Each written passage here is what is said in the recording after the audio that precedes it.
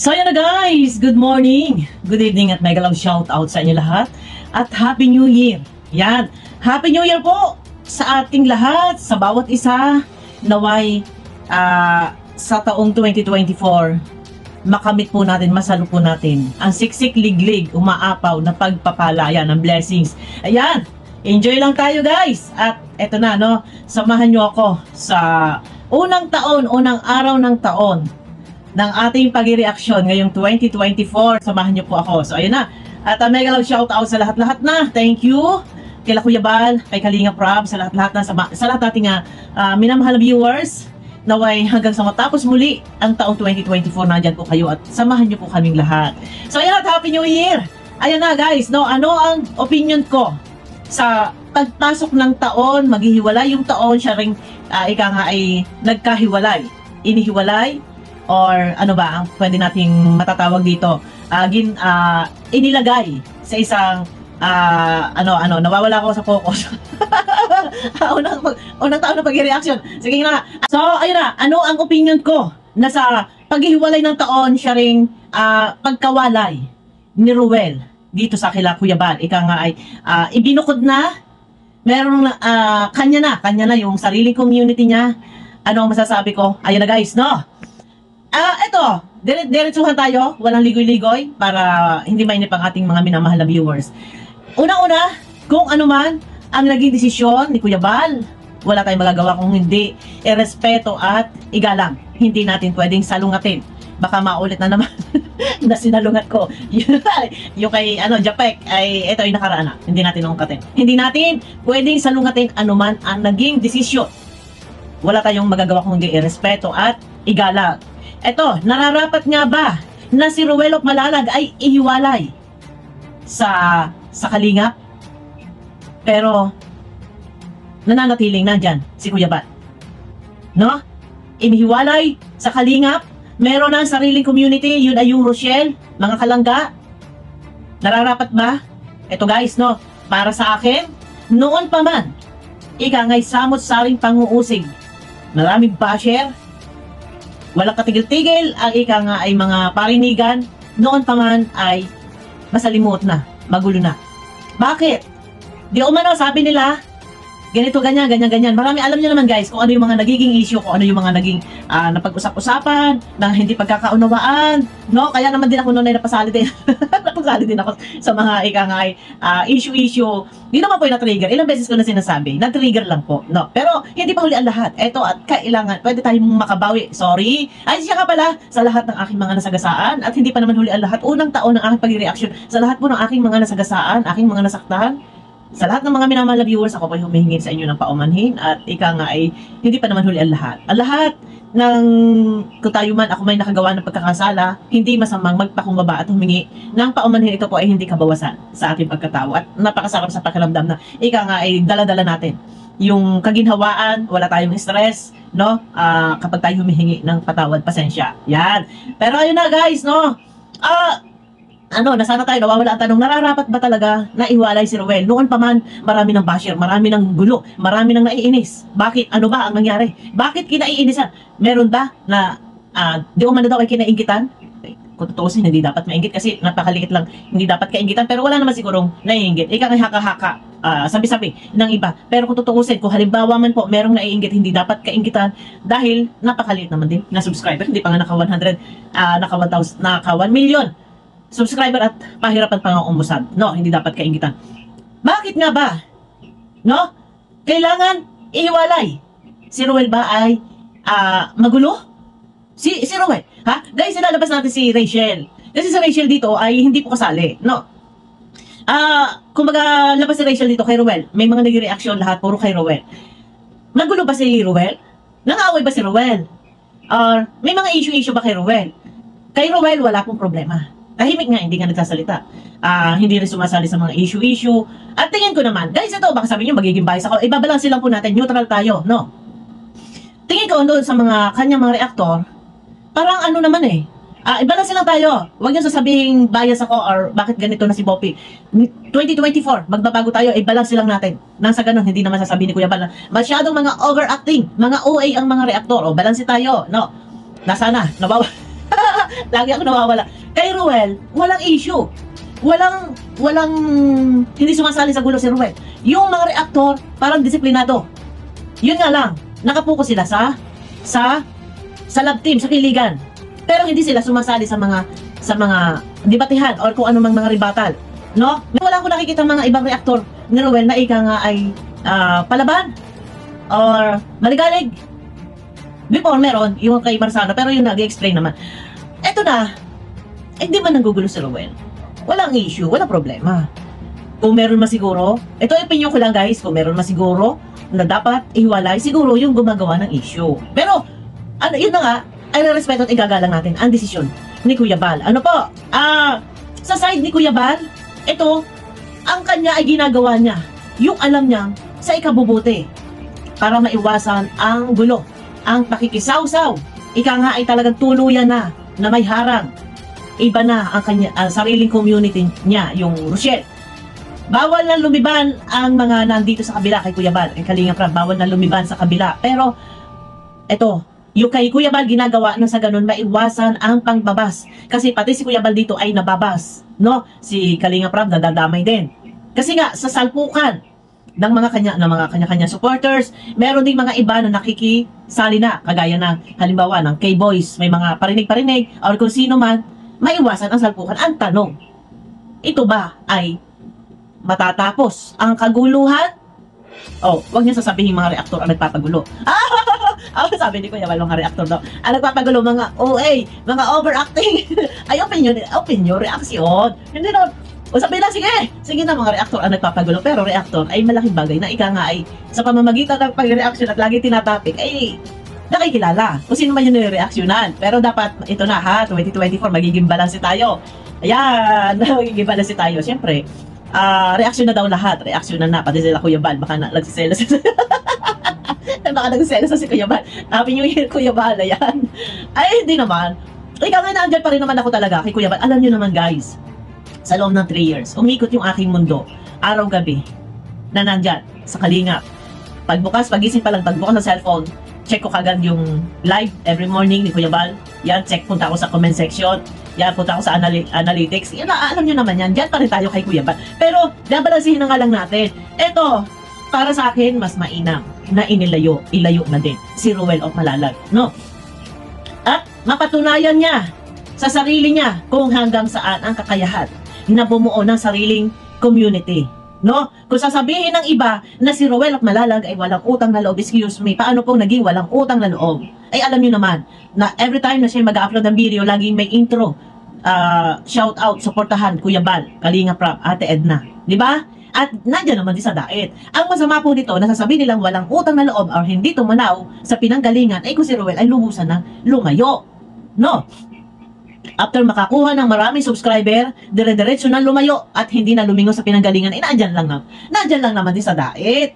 Yan, naandyan lang din naman sa Daet. At ika nga, kung ano yung yapak ni Kuya Bal, siyang sinusundan, yun yung pagtulong. Na hanggang sa ngayon ay dala-dala ang pagtulong sa Kalingap na nandiyan sa Daet din. O, di ba? Kababayan din ang tinutulungan. Pero yan, napakaganda. Sabi naman ni Kuya Bal, ito ay ginagawa para lang matigil ang kaguluhan dahil marami na nakikisawsaw, pati ibang mga K-boys nandiyan din na nagsasalita na mas may nainam na iwalay na. Pero, pabor, kay Ruel yan, na pagsikapin niya, magsumikap siya, pagyamanin niya yung community, dala-dala niya.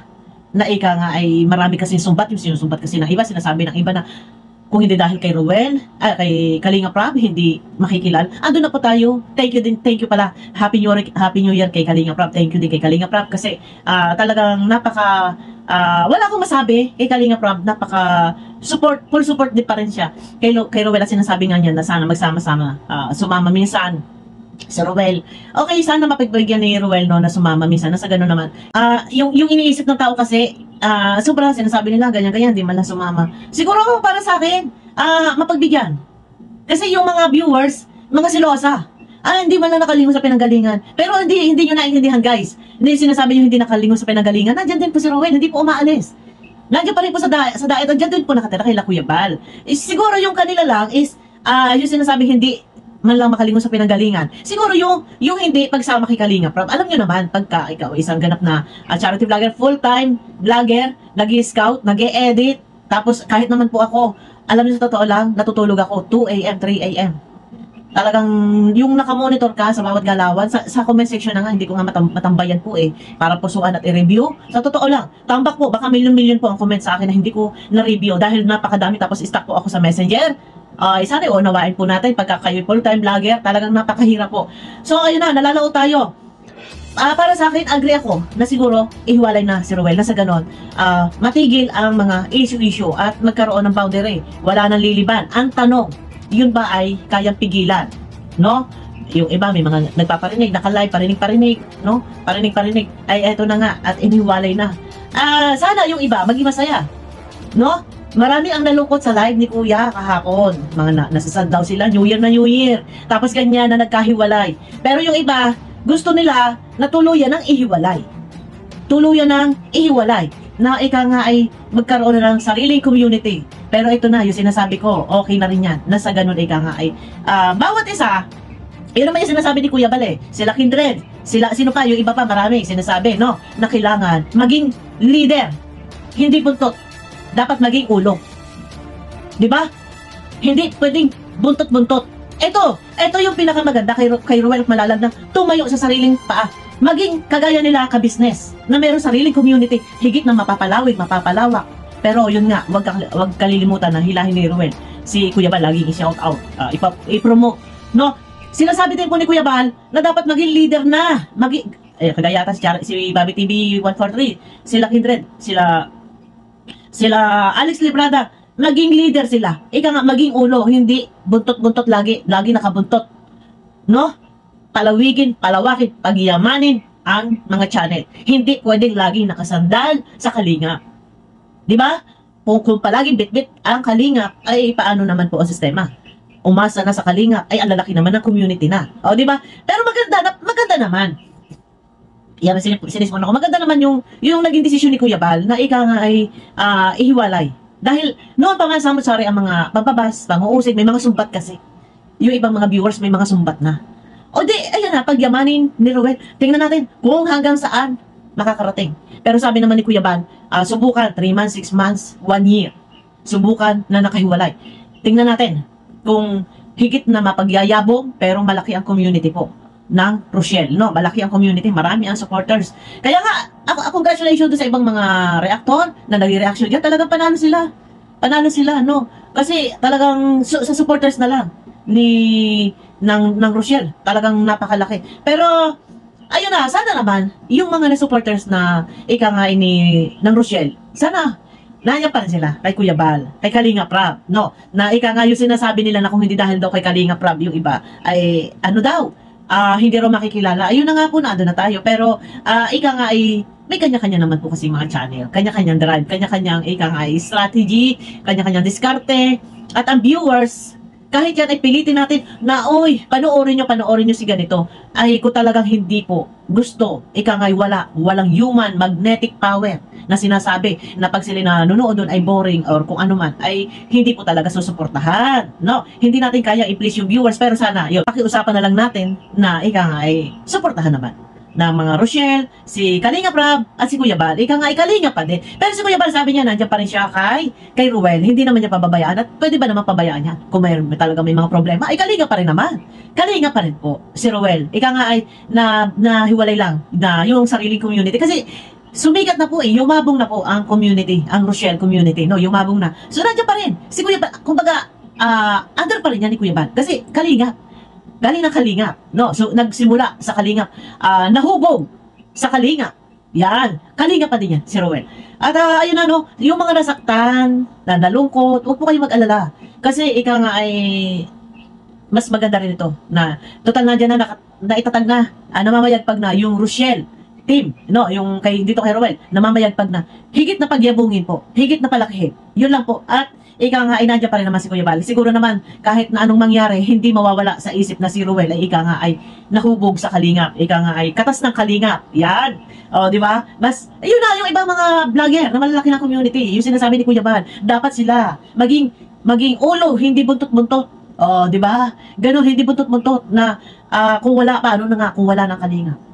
O, di ba? Kung si Kalinga Prab, ay, yan, may sarili siyang team. Kung si Kuya Bal, mamahinga. Ayaw na mag-vlog at pahinga na muna. Ay, paano? Paano yung iba? O, di ba? Saan kayo? Saan kayo bubuntot? Pero ito nakagadahan kay Rowel Malalag na sa pagsikat niya doon sa Rochelle Love Team, dire-diretso na sinuportahan at minahan ni Yakap. No? Yun na kagadahan nito at ang tanong, sabi ni Kuya Bal, ito ay kailangan ihiwalay para matigil ang kaguluhan. Ang tanong, matitigil nga ba ang kaguluhan? Yan, sa pagitan ni Kuya Bal, ni Kalinga Prab, ni Rowel Malalag, sa pagitan ng mga viewers, matitigil ba ang kaguluhan? Sana matigil na. No, good vibes na lang. Pero ayun na nga, no, kay Kalinga Prab, kay Rowel Malalag at kay Kuya Bal, walang issue, walang gulo. At maganda po ang kanilang samahan. Naway, ika nga ay pari-pareho na lumawak ang kanilang mga team. Kay Kalinga Prab, kay Rowel Malalag, at kay Kuya Bal. Yan, suportahan natin lahat. Yung mga sinasabi ni Kuya Bal na OA, yan, hindi man ako OA. OA ba ako? Ano lang naman, maligalig lang naman ako. Ayan, bunga nga lang naman ako. Pero, sa harap lang ng camera. Pag ako na dito sa bahay, talagang bahay lang ako. Gusto ko ako yung nag-iisa pero hindi ako maligalig. Hindi ako overacting. Ano lang, ganito lang, sa harap lang ng camera. Pero, ayun na, no? Good luck kay Rowel Malalag. At good luck din kay Kalinga Prab. Good luck kay Kuya Bal. At sa lahat ating mga minamahal na viewers, maraming salamat sa inyo guys, sa suporta nyo hanggat nandyan tayo. Sana nandyan din kayo. Ayan tayo lahat. Sana nandyan tayo palagi. Thank you! Maraming salamat. At ayun na, no? Matitigil nga ba ang kaguluhan sa paghiwalay ng taon ay hiwalay din po si Rowel. Bagong taon 2024, wala na bang kaguluhan? Ano sa palagay ninyo? Yan, good luck kay Rowel. Good luck at ika nga ay naway mapagyabong o mapalawig, mapagyamanin ang kanyang team. Parang kay ka-business lang din, no? Kay Bench TV, parang ganon. O, di ba? Pero andar pa rin nakalingap, nahubog sa kalingap. Yan. O, di ba? Ayun na.